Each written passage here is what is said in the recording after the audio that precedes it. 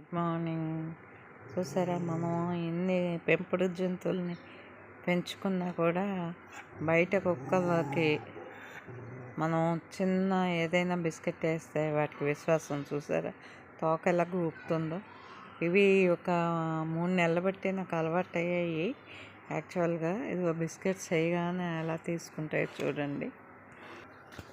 చూడండి ఎలా తింటున్నాయో. రోజు వీటికి బిస్కెట్స్ వేస్తాను అన్నమాట.